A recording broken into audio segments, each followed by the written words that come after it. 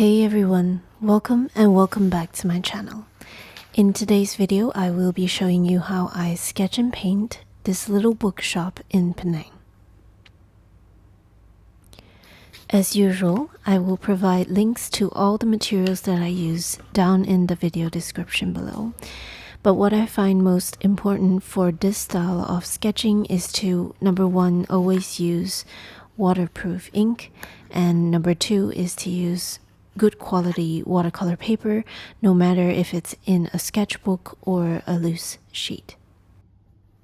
So here we have the reference photo which I took myself, and members of my Ko-Fi page can download this photo as well as my line work for free.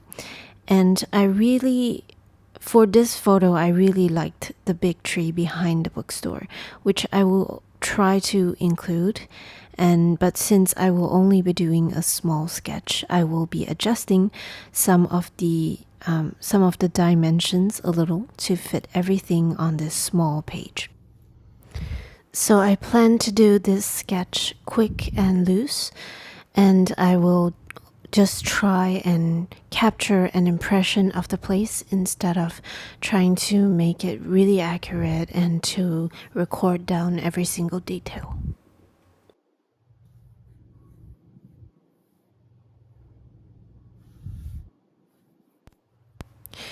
So here I'm using a mechanical pencil to sketch a few reference lines or points.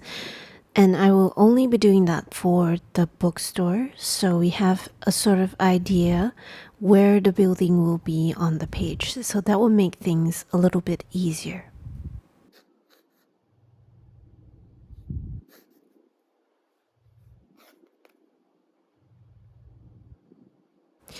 So even though I don't sketch out every single thing, it can be helpful to visualize the position of other elements, such as the plants in front, and how they will fit on the page later.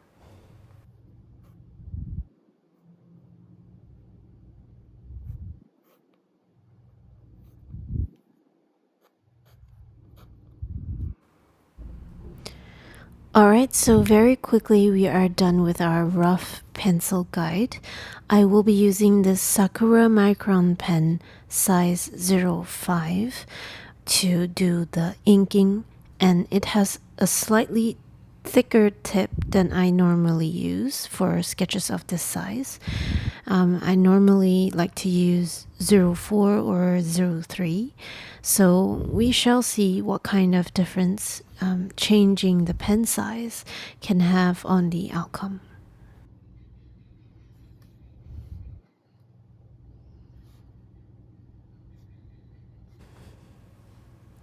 So here I'm starting with the roof, and as I mentioned before, I will be doing this quick and loose, utilizing some continuous line work, as you just saw right there with the first line, and lots of wobbly lines as well. And as you can see, I did a very wobbly first line, which I actually think should have been better than that. And the roof has lots of little bumps that get smaller and closer together towards the right side. So I did try and capture that little detail in that line. However, looking back, I do wish that I would have done a slightly better job on that line. But in the moment, when I'm sketching, I try not to judge myself too much.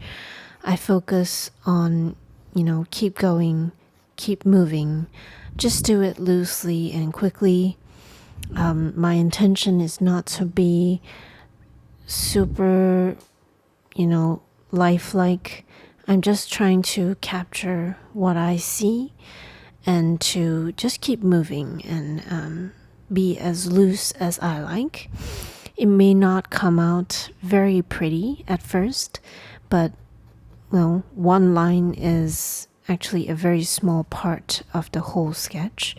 So I try not to focus too much on one or two lines, and I just keep going.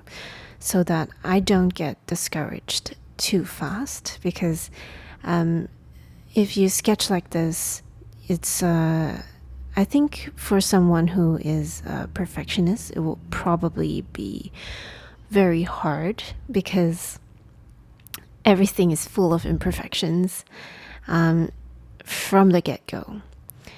But I kind of like that it has so much imperfection from the get-go, because we don't need to be perfect, and our goal is not to be perfect. And our goal is, my goal mostly, is to just try and capture what I see. And especially on sketchbooks, it's my ultimate goal is just to practice sometimes, and to get myself into the mood to actually sketch. Sometimes I haven't been sketching for a long time, and I just want myself to warm up. I want to warm up my hands. So yeah, that's why I like to sketch this way. And besides that, you can also see that because we are using a more thick pen, you can see a lot of places where my lines have these pauses. You can actually see the pauses in when I'm drawing the line, because there's like it becomes thicker. There's more ink being deposited onto the page. So I like that quality. It feels very organic. It feels like okay, a human did this, not a computer. So I don't know, that's just something that I like. Let me know if you like it too, down in the comments below.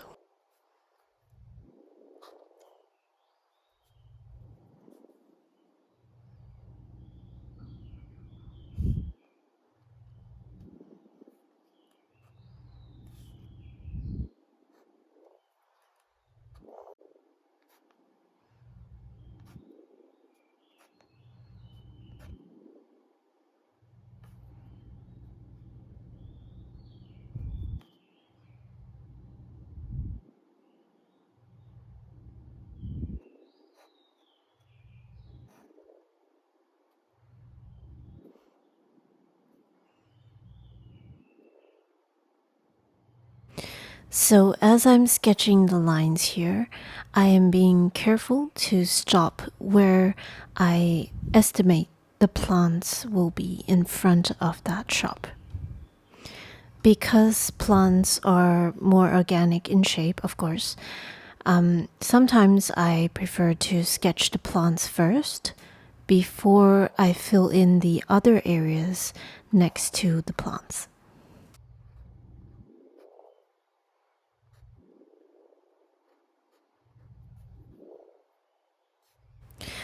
So now that we have the basic structure of the bookstore down, you can see that this bookstore is a little bit skewed to the bottom and towards the left side, because I wanted to have the whole tree included at the top, with the tree which is at the back of the store. So we might not have a lot of space for the pots at the bottom, and also for the shadows that we see in the picture. So composition wise, I actually wasn't quite sure if this would work out well, but I chose this angle because it would put more focus on the top level of the bookstore, and also to the big tree which is behind the bookstore. I wanted to really include and highlight that part, the top part of this sketch. So I chose to put less importance on having the whole structure of the bookstore in this sketch. So I probably won't have enough space for the plants and pots and the shadows for this bookstore on the bottom, but that's okay. We will try and see how this works out. I might try a different composition for this same bookstore. Maybe using a bigger sketchbook or sheet, or maybe I will try and draw this in a vertical, using a vertical instead of horizontal orientation.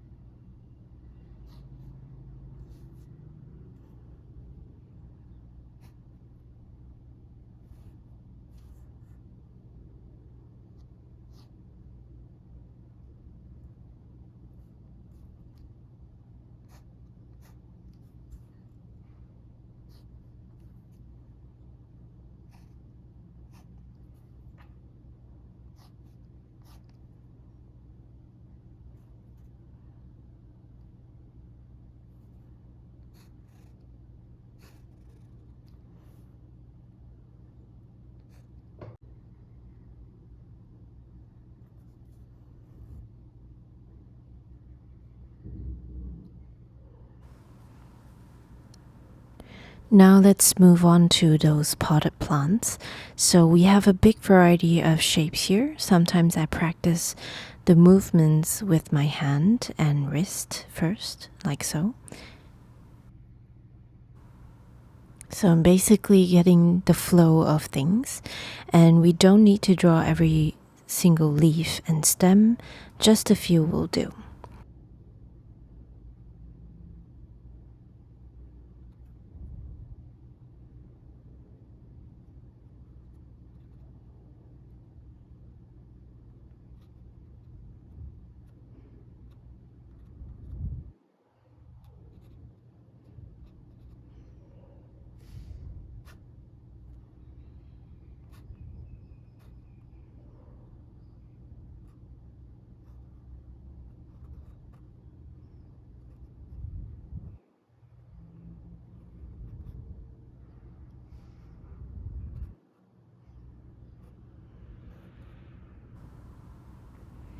So now I'm slowly filling up the space down there. And these leaves, they come in all shapes and sizes. And with each plant, we have different patterns and distributions of leaves and stems. It's fun to try and capture the main traits of each of these plants.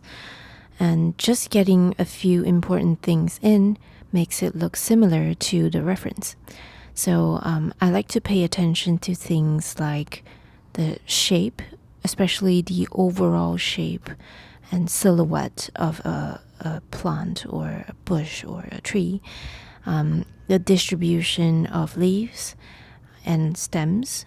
And sometimes I like to include a few inconsistencies, such as a folded leaf or a stray branch.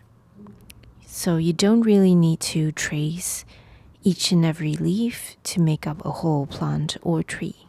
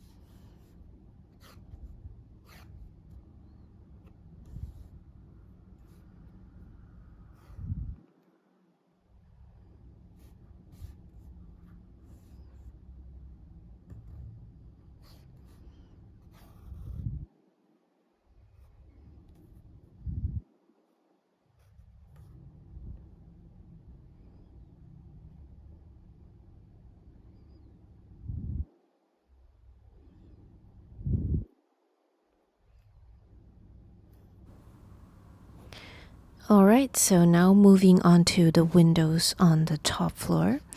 So according to the photo, we have to divide this rectangle into 6 parts.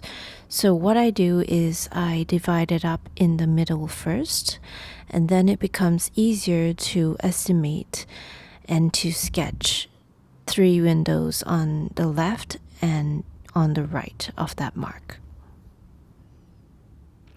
But having said that, in the end, I only managed to sketch 5 windows because the last one on the right was too small, as you can see here. So we don't have an undo button or eraser, so right now the only way forward is to keep sketching. Just keep sketching, don't get caught up with little mistakes.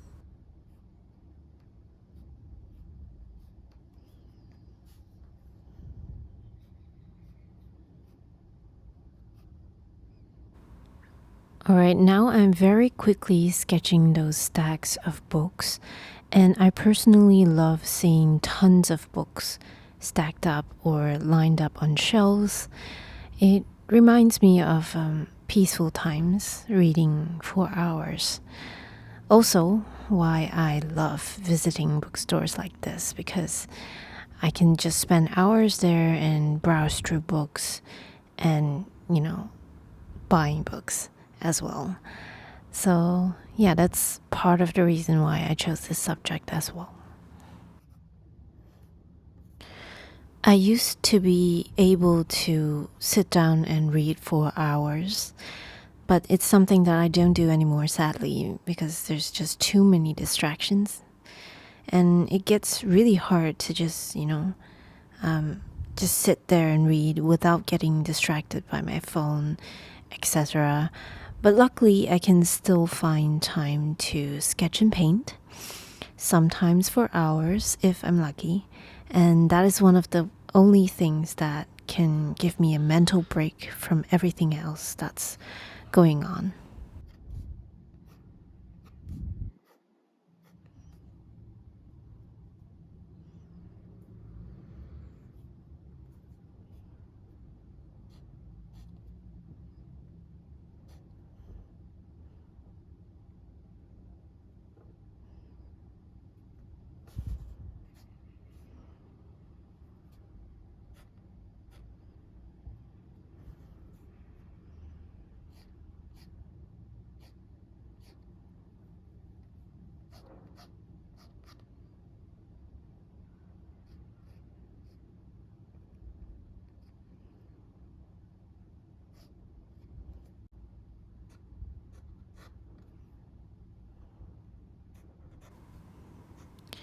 Now I'm sketching those wood panels.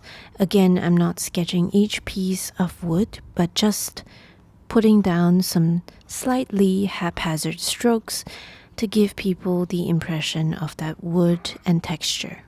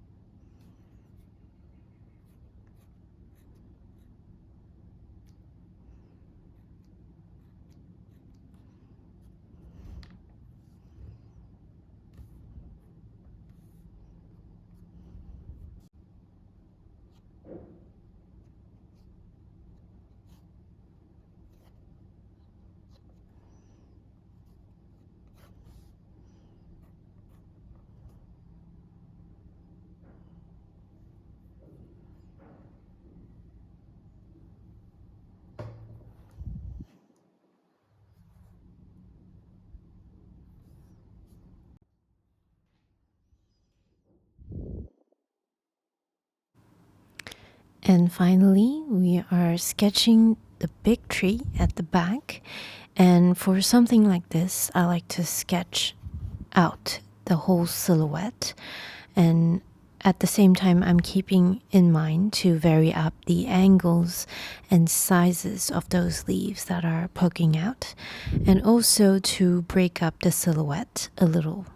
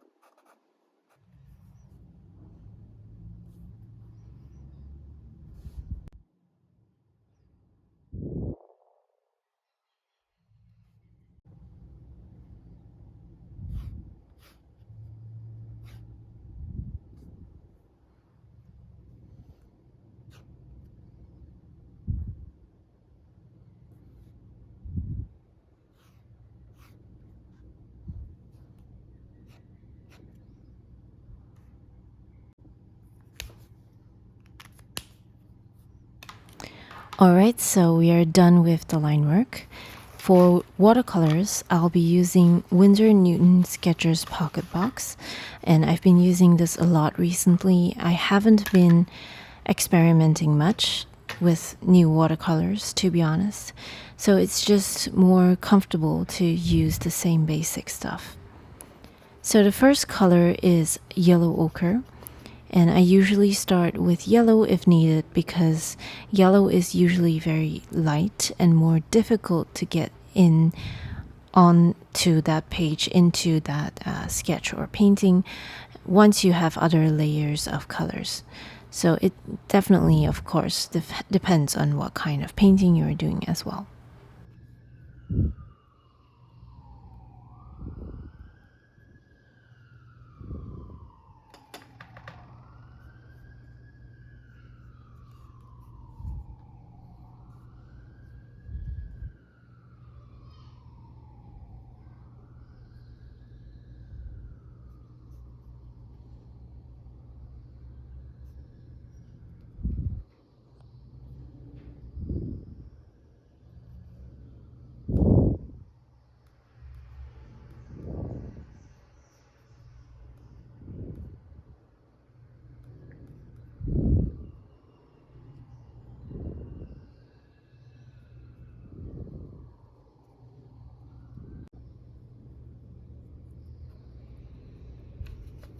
So after we've filled in some of those yellow areas, now I'm using burnt sienna for the wood colored areas.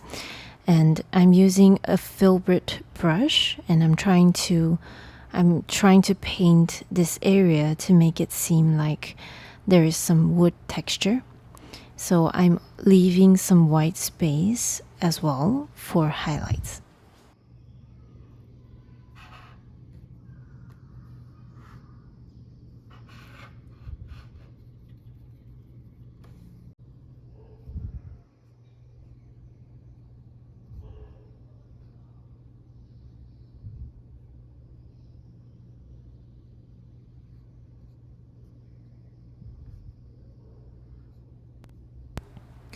So after testing out burnt sienna on that surface, I decided that I needed a slightly darker brown, so I added some burnt umber to the burnt sienna.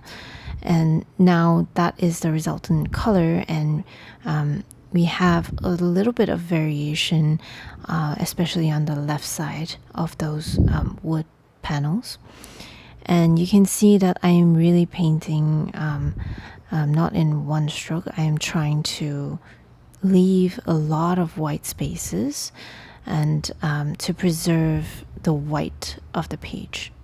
So that will help to add to this illusion of having highlights.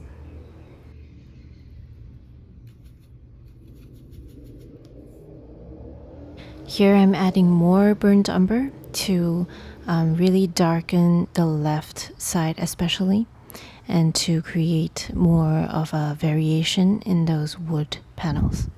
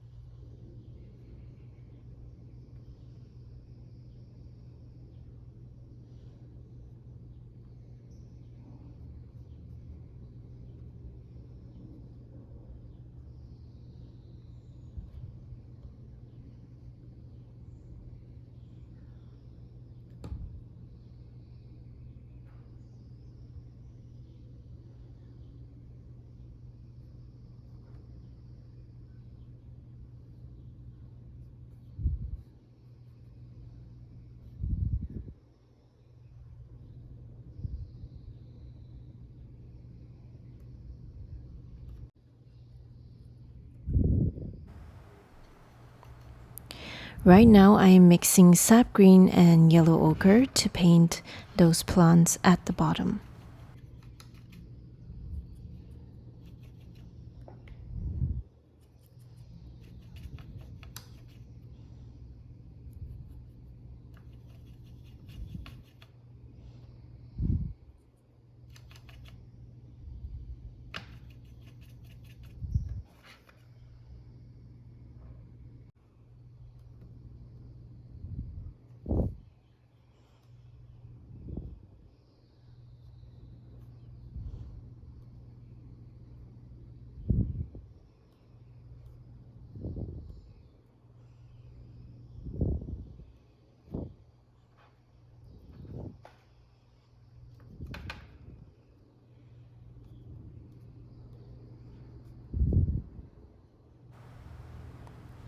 To paint some lighter colored leaves, I added more yellow ochre to that green mix to make the plant lighter in color.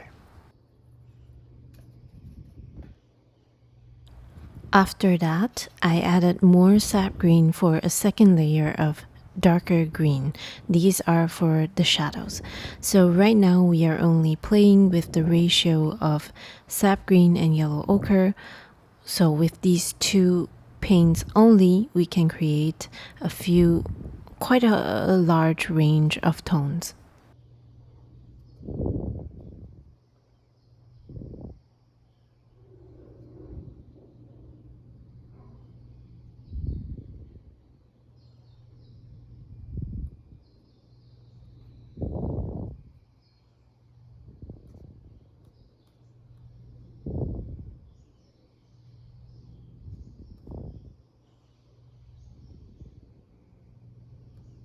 So for plants in particular, I find that it's not necessary to paint within those lines exactly.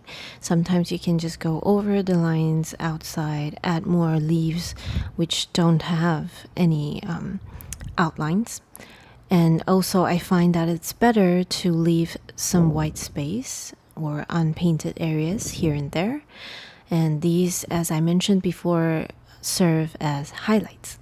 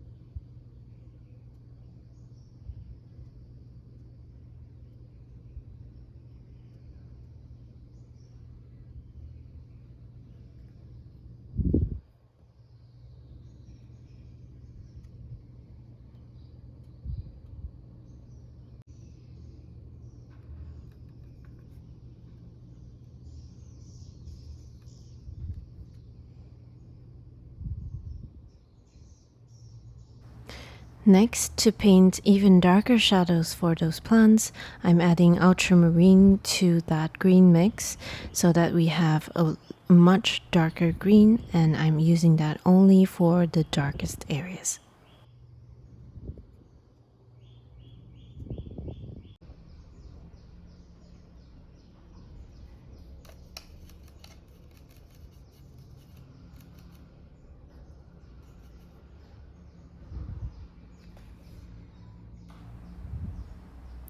Alright, so for the first layer of shadows, I'm using a light wash of ultramarine.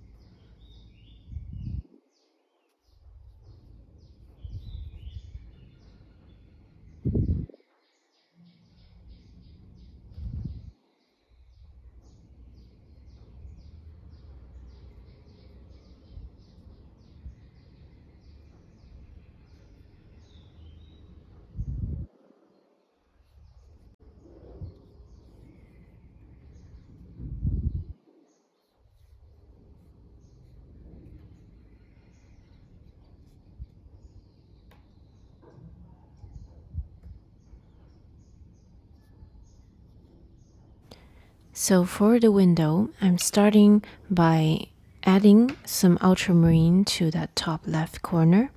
And then after that, I'm adding a lot of water to the adjacent areas. And then I'm dabbing in some brown paint using burnt sienna, burnt umber. And after that, a little bit of that green paint that we have left over.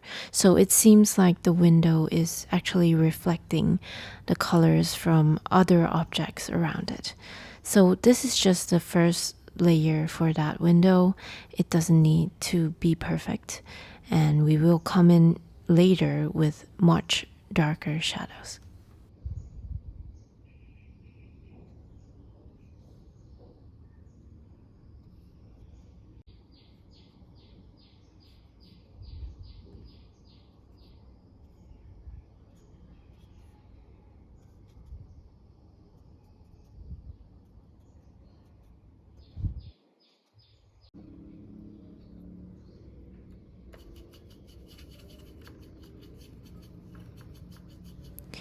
Here I'm mixing burnt umber and ultramarine, so we get this gray color, and it's slightly more brownish or slightly more burnt umber. And this will be for the second layer of shadows. And as you can see, I am painting a second layer over that first layer of ultramarine.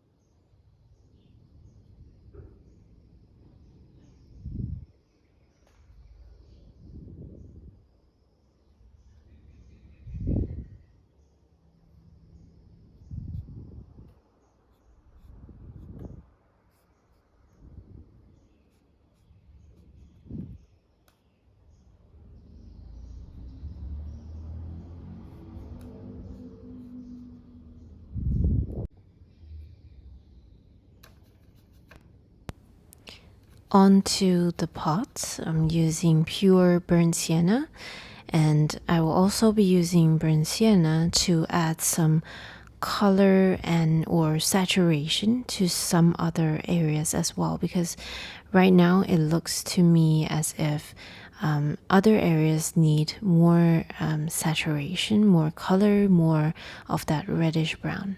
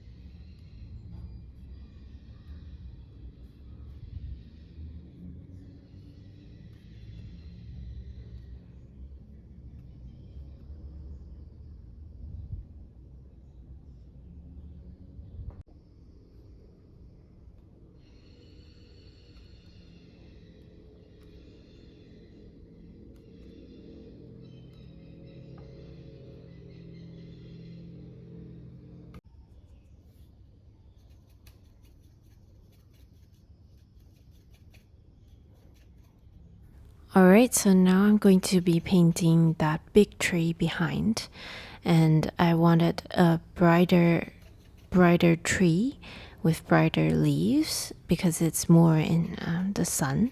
So I mixed sap green, yellow ochre, plus cadmium yellow hue. So we have this sort of yellowish, more yellowish green. And I'm using lots of paint and lots of water. So I'm really loading this brush because I want the paint to stay wet for quite a while.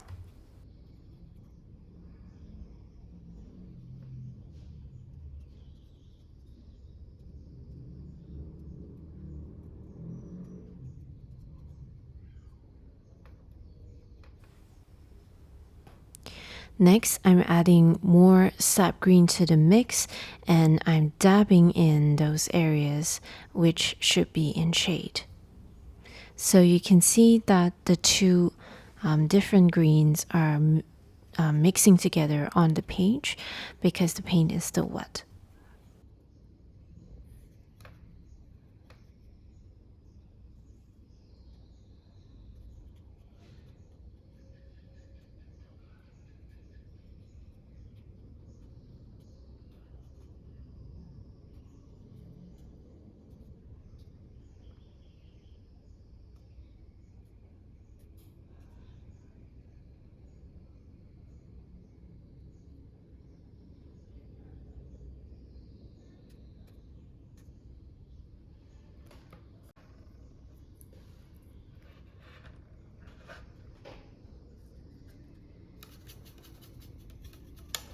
So very quickly, I'm adding some ultramarine to that green mix for a third, even darker green. And now I'm dabbing in those even darker shadows.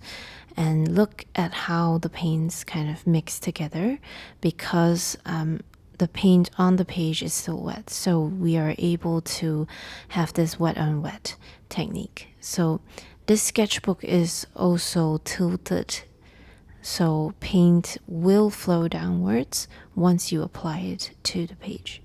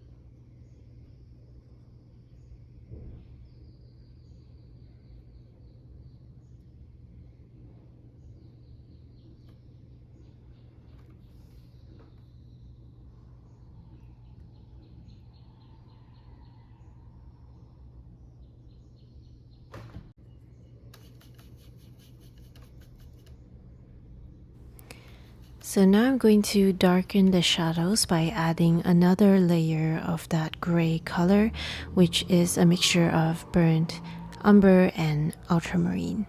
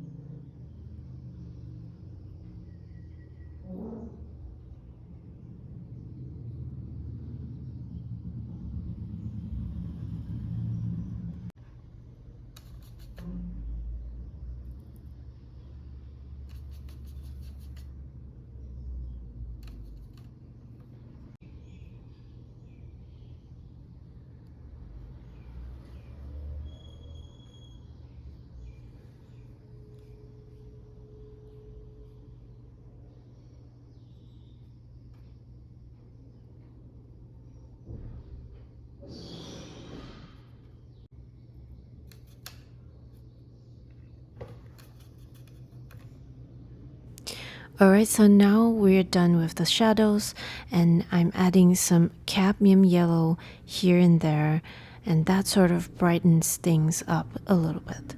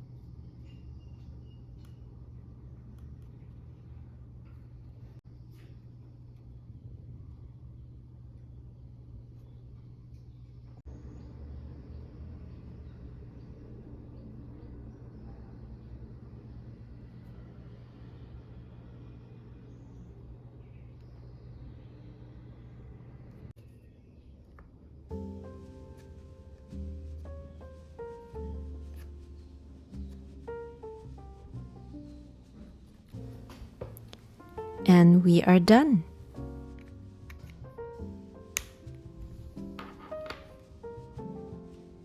This was a relatively simple sketch of a subject which has lots of details, so we focused on capturing the essential details whilst at the same time adding some character with loose line work and brushstrokes.